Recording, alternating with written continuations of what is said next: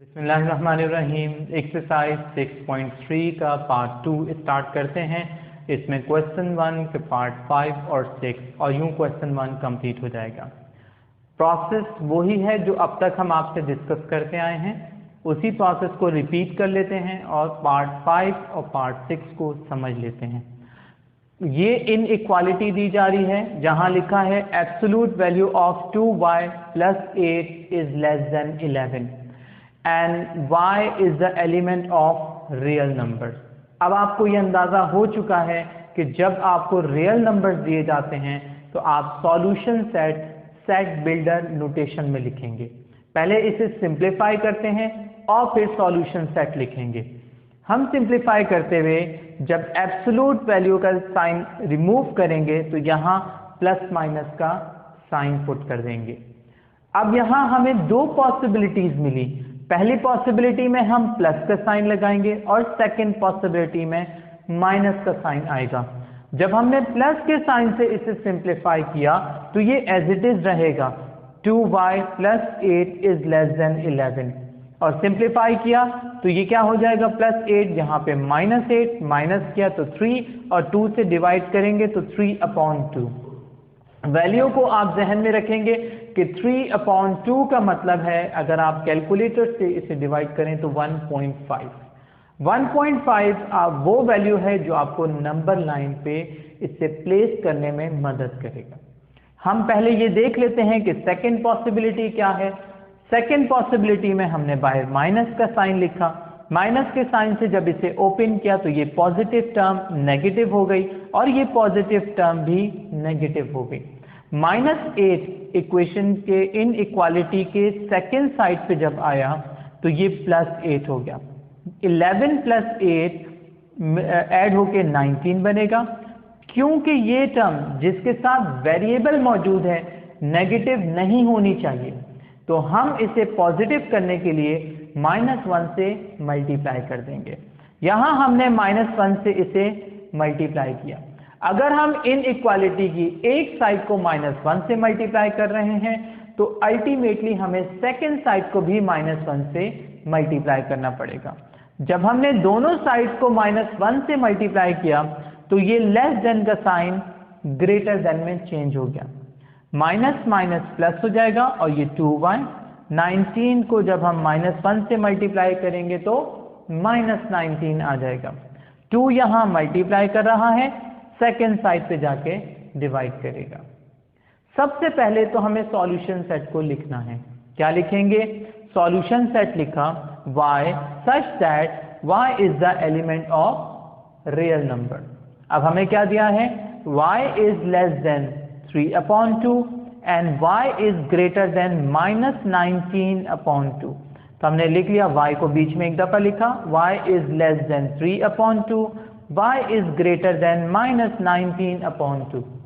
अब इसे number line पे प्लेस करना है तो आपको मालूम है कि आपको लिमिट दी जा रही है, यानी -19.2 से वैल्यू सॉल्यूशन सेट स्टार्ट हो रहा है और एंड हो रहा है 3/2 यानी 1.5 पे। 19/2 या -19/2 क्या वैल्यू बनती है? -9.5 और ये है 1.5। तो अब हमने ये नंबर लाइन ड्रॉ की, ये है -9 और -10 के दरमियान में, यहाँ पे आएगा -9.5। यहाँ से स्टार्ट करेंगे और 1 और 2 के दरमियान आएगा 1.5। यहाँ तक हम शो कर देंगे कि ये जो है लिमिट है और इस नंबर लाइन पे यहाँ ये सॉल्यूशन सेट लाई करेगा और इस पे हमने ये इसकी लिमिट भी शो कर दी। अब इसके बाद आते हैं क्वेश्चन 1 के 6th पार्ट की तरफ और ये आपके सामने लिखा हुआ है। आसान है, कैसे समझते हैं देखिएगा। 5 से मल्टीप्लाई करेंगे तो 10 और 5 से मल्टीप्लाई किया तो 15, 6 से मल्टीप्लाई किया तो 6y और 6 से 8 को मल्टीप्लाई किया तो -48 आ गया। अब आप देखें, हम कांस्टेंट टर्म्स को या कांस्टेंट नंबर्स को हम एक तरफ ले जाएंगे और जिन टर्म्स में वेरिएबल मौजूद है, जो लाइक टर्म्स हैं, उनको अलग कर देंगे। तो ये लाइक टर्म्स थी, इन्हें एक साइड पे कर दिया, ये लाइक टर्म्स थी, इन्हें एक साइड पे कर दिया। ये एक कांस्टेंट नंबर है जिस सेकंड साइड पे जब हमने शिफ्ट किया तो ये क्या हो गया? प्लस, और ये -48 जो है अपनी जगह पे मौजूद रहा। प्लस 6y यहाँ पे आके माइनस 6y और ये अपनी जगह पे मौजूद रहा। 10y minus 6y 4y minus 48 plus 15 using calculator we get answer minus 33। जब 4 यहाँ मल्टीप्लाई कर रहा है सेकेंड साइड पे डिवाइड करेगा। पहले तो हम सॉल्यूशन सेट लिख लेते हैं। क्या लिखेंगे? y such that y is the element of real number and y is greater than minus 33/4। तो हमने ये मेंशन कर दिया। लेकिन अब हम ये देखते हैं कि 33/4 क्या वैल्यू बनती है। It will make minus 8.25। तो इसका मतलब ये है कि 8.5 और 8 के दरमियान जो नेगेटिव वैल्यू है वहां पे उनके दरमियान माइनस 8.25 होगा। तो आप देखें कि मैंने यहाँ नंबर लाइन इस तरह ड्रॉ की कि है 0.5 minus 1 minus 1.5 minus 2 minus 2.5 minus 3। तो यहाँ तक आ जाए ये क्या है माइनस 8 माइनस 8.5 और फिर माइनस 9। तो माइनस 8 और माइनस 8.5 के बीच में आएगा माइनस 8.25। यहाँ से स्टार्ट किया और ये इनफाइनाइट वैल्यू है तो इस तरफ आप एरो लगाएंगे और हमने ये यहाँ पे मेंशन कर दिया कि y is greater than minus 33/4। आसान क्वेश्चन था। आई होप आपको ये क्वेश्चन भी समझ आ गया। क्वेश्चन नंबर 2 को सिंप्लीफाई करते हैं। क्वेश्चन 2 एक वर्ड प्रॉब्लम है और आप जानते हैं कि जो भी आपको स्टेटमेंट्स दिए जाते हैं उन्हें मैथमेटिकल स्टेटमेंट में कन्वर्ट करने के बाद ही हम उसे सिंप्लीफाई करते हैं। तो अब हम देखते हैं कि हमें क्या बताया जा रहा है। Ali scored 66 and 72 marks respectively for his 2 test. अब 2 टेस्ट में उनके 66 और 72 मार्क्स हैं। अब क्या कहा है? What is the lowest marks, यानी कम से कम कितने नंबर लेने चाहिए, ज्यादा उससे ले सकते हैं। यानी आपको सबसे कम लिमिट फाइंड करनी है और ऊपर जो है उससे ज्यादा नंबर ले लें तो कोई प्रॉब्लम नहीं है, लेकिन मिनिमम नंबर्स फाइंड करने हैं। अब क्या कहा है? He must have scored for his third test. वो अपने तीसरे टेस्ट में कम से कम कितने नंबर स्कोर करें। If an average score of at least 75 is required, यानी एटलीस्ट 75 एवरेज स्कोर चाहिए। इसका मतलब है कि वर्ड आपके पास आया एवरेज। अगर हम 2 नंबर्स का एवरेज फाइंड करते हैं तो फॉर्मूला क्या है? दोनों नंबर को ऐड करके उसे डिवाइड 2 से किया जाता है। अब यहाँ 3 टेस्ट मार्क्स हैं तो वो जो स्कोर्स हैं उन्हें तीनों को आपस में ऐड करके 3 से डिवाइड किया जाएगा। तो हम पहले लिख लेते हैं let the required marks be x and according to the question 3 है तो हमने 66 72 और 3 से मार्क्स क्योंकि हमने फाइंड किया तो उसे सपोज कर लिया x और 3 से डिवाइड इसलिए किया क्योंकि एवरेज है और एवरेज में वर्ड यूज हुआ है एटलीस्ट 75। तो कम से कम 75। ये लाइन इसका मतलब ये है कि 75 इसमें इंक्लूडेड है। अगर मैं ये लाइन रिमूव कर दूं तो यहाँ 74 लिखा जाएगा। ये डिफरेंस जहन में रखिएगा कि जब ये इसे कहते हैं greater than and up to तो 75 है ये। अब हम इसे सिंप्लीफाई कर लेंगे। 3 यहाँ मल्टीप्लाई करेगा, ये हो जाएगा 225 138 इन्हें ऐड किया, यहाँ पे आके माइनस हुआ 225 में से 138 माइनस किया तो 87 आ गया। यही हमारा रिक्वायर्ड आंसर है। यानी इसका मतलब ये है कि कम से कम 87 मार्क्स चाहिए जिससे जो है वो बोनस जो है वो प्राइज विन कर सकते हैं। 87 से ऊपर जितने भी मार्क्स हों उससे उन्हें बोनस प्राइज मिलेगा, लेकिन अगर 87 से कम हुए तो तब उन्हें बोनस प्राइज नहीं मिलेगा। एक आसान सवाल था। इसके बाद क्वेश्चन 3 जो कि इस एक्सरसाइज का लास्ट क्वेश्चन है उसे भी सिंप्लीफाई करते हैं। Now let's discuss the last question of exercise 6.3। Question को समझने से पहले हम कुछ एक बेसिक पॉइंट को समझ लेते हैं। जैसे हमने इससे पहले भी क्वेश्चन में वर्ड एटलीस्ट यूज किया। अगर वर्ड एटलीस्ट यूज होता है और कहा जाता है एटलीस्ट 11 तो इसको आप उर्दू में कह सकते हैं कि कम से कम 11, जिसका मतलब ये है कि 11 भी हो सकता है और 11 से ज्यादा जैसे 12, 13, 14 एंड सो ऑन कोई भी वैल्यू हो सकती है। इसके ऑपोजिट हम कहते हैं एट मोस्ट। अगर मैं कहूं एट मोस्ट 11 तो इसका मतलब है कि मैक्सिमम वैल्यू 11 है और इससे कम वैल्यूज पॉसिबल हो सकती हैं। जैसे मैं कहूं कि 11 या 10 या 9 या 8 एंड सो ऑन, लेकिन 11 से ज़्यादा नहीं हो सकता। एटलीस्ट में कम नहीं हो सकता, एट मोस्ट में ज़्यादा नहीं हो सकता। क्वेश्चन में इसी बात को लेके एक मिस्टेक थी जो मैंने आपके सामने रेक्टिफाई कर दी। जब मैं क्वेश्चन पढ़ूंगा तो मैं आपको वो मिस्टेक भी साथ बता दूंगा।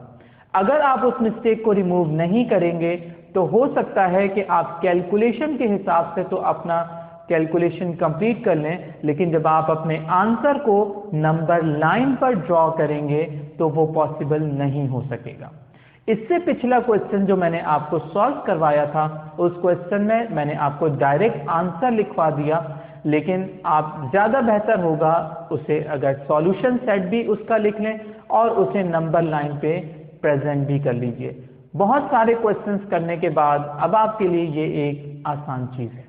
क्वेश्चन 3 को डिस्कस करते हैं। क्वेश्चन 3 क्या है? 7 लेस देन, हमने यहाँ लिखा 7 less than 3 times of what? Sum of a number and 5, sum of a number and 5। तो हमने एक नंबर, उसका सम और 5 जो है, इन दोनों का जो सम है उसका 3 टाइम्स, यानी उसे 3 से मल्टीप्लाई कर दिया। और साफ लिखा हुआ है लेस देन, तो हमने लेस देन का साइन लगा दिया।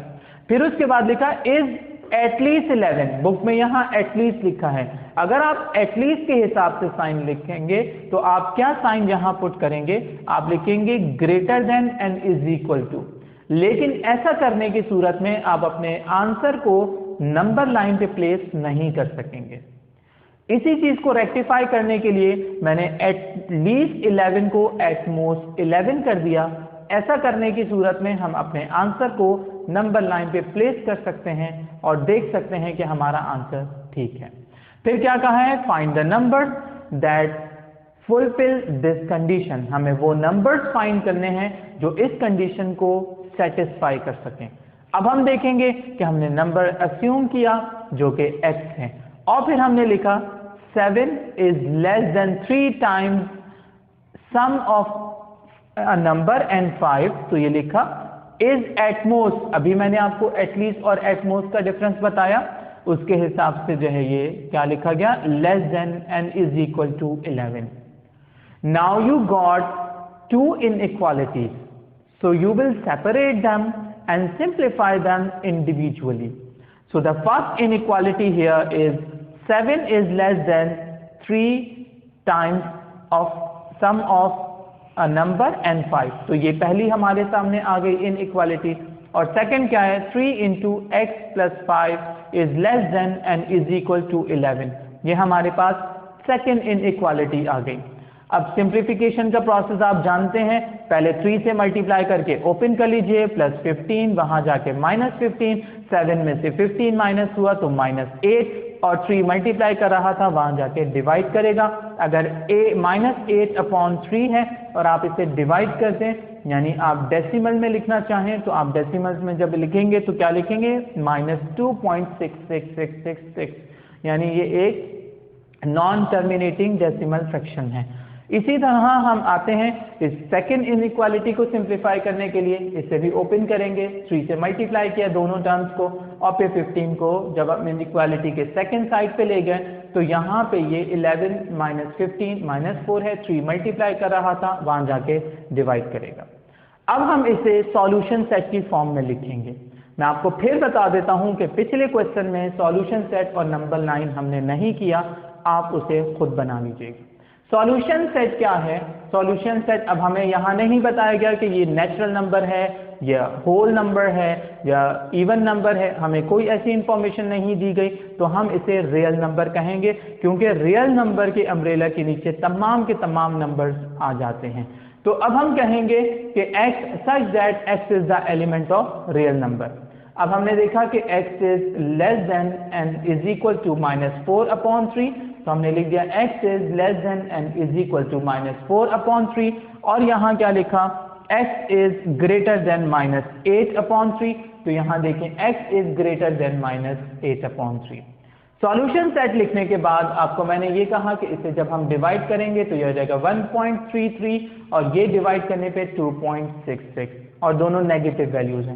नंबर लाइन बना लीजिए, 0 और 1 के बीच में 1 है यानी ये 0.5 है, तो इसका मतलब 0 minus 0.5 minus 1 minus 1.5 minus 2 minus 2.5 minus 3।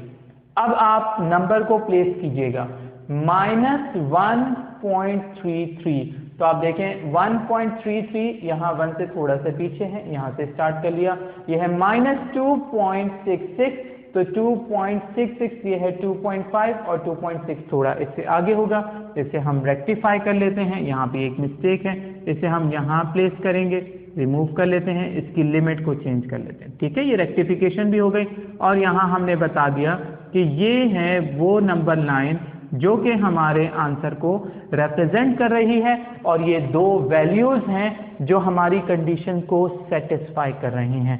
Book की मिस्टेक को भी रेक्टिफाई करने के साथ साथ क्वेश्चन सॉल्व हो चुका है, एक्सरसाइज कंप्लीट हो चुकी है। आपसे अगली वीडियो में मुलाकात करेंगे जहां पे हम इस चैप्टर के ऑब्जेक्टिव्स को डिस्कस करेंगे। Thank you for watching.